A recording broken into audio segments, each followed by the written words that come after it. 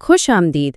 अच्छा, कभी ये ख्याल आया है कि एक आम सी टू डू लिस्ट और एक बहुत ही कॉम्प्लिकेटेड कंप्यूटर प्रोग्राम, इन दोनों में आखिर क्या चीज़ एक जैसी हो सकती है? सुनने में अजीब लगता है ना? लेकिन इसका जवाब काफ़ी हैरानकुन है। आज हम एक ऐसी ही छुपी हुई साख्त, एक हिडन स्ट्रक्चर को समझने की कोशिश करेंगे जो हमारी दुनिया की ऐसी ही बज़ाहिर अलग-थलग चीज़ों को आपस में जोड़ती है। और मज़े की बात यह है कि ये साख्त हर जगह मौजूद है, बस हम उसे देख नहीं पाते। तो ये सवाल सिर्फ दिलचस्पी के लिए नहीं पूछा गया, बल्कि यही सवाल हमारे आज के इस तज्जिए की बुनियाद है। इससे हमें दुनिया को एक बिल्कुल नए और दिलचस्प अंदाज से देखने का मौका मिलेगा। एक ऐसा जाविया जहां हम चीज़ों के बीच में छुपे हुए कनेक्शंस को ढूंढ पाएंगे। तो चलें, इस बड़े सवाल का जवाब ढूंढने के लिए एक बहुत ही सादा सी रोज़मर्रा की मिसाल से शुरू करते हैं। एक ऐसी मिसाल जिसे हम सब जानते हैं और शायद रोज़ ही इस्तेमाल करते हैं। ठीक है, तो आइए इसको थोड़ा तफसील से देखते हैं। फर्ज करें एक बहुत ही छोटा सा प्रोजेक्ट है जिसमें सिर्फ 2 काम करने हैं, काम ए और काम बी। अब सोचें, इस प्रोजेक्ट की कितनी स्टेजेस हो सकती हैं? सिर्फ 4? पहली, कुछ भी नहीं हुआ। दूसरी, सिर्फ काम ए हो गया है। तीसरी, सिर्फ काम बी हुआ है। और चौथी, दोनों काम मुकम्मल हो गए हैं। बस।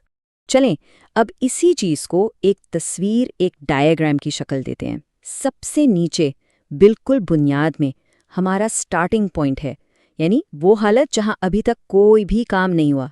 यही हमारी पूरी साख्त की बुनियाद है। अब इस स्टार्टिंग पॉइंट से 2 रास्ते निकलते हैं। या तो हम काम ए मुकम्मल कर सकते हैं या फिर काम बी मुकम्मल कर सकते हैं। तो ये 2 अलग-अलग ऑप्शंस हैं, 2 अलग कदम हैं जो हम शुरू करने के बाद उठा सकते हैं। और फिर सबसे ऊपर वो मंजिल है जहां ये दोनों रास्ते आकर मिल जाते हैं। ये हमारा फाइनल पॉइंट है। ये काम ए और काम बी दोनों से जुड़ा हुआ है और ये दिखाता है कि प्रोजेक्ट अब मुकम्मल हो चुका है।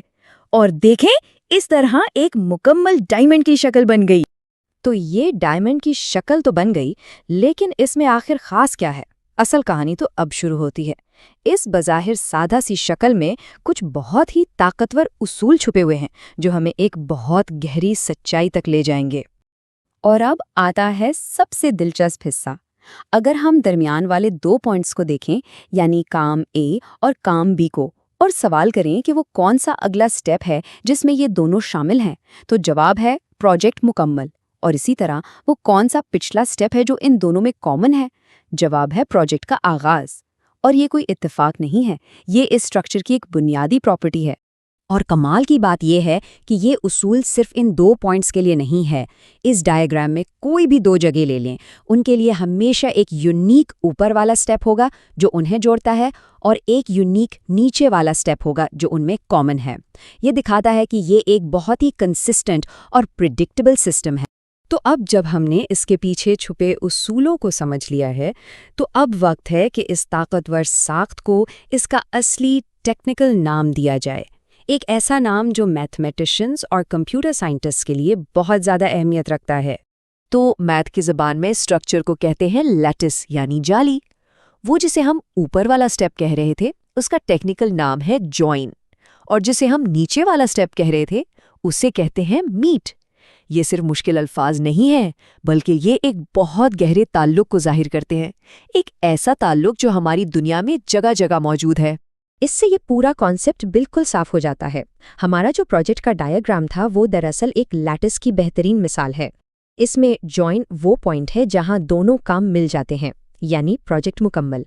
और मीट वो कॉमन स्टार्टिंग पॉइंट है, यानी प्रोजेक्ट का आगाज।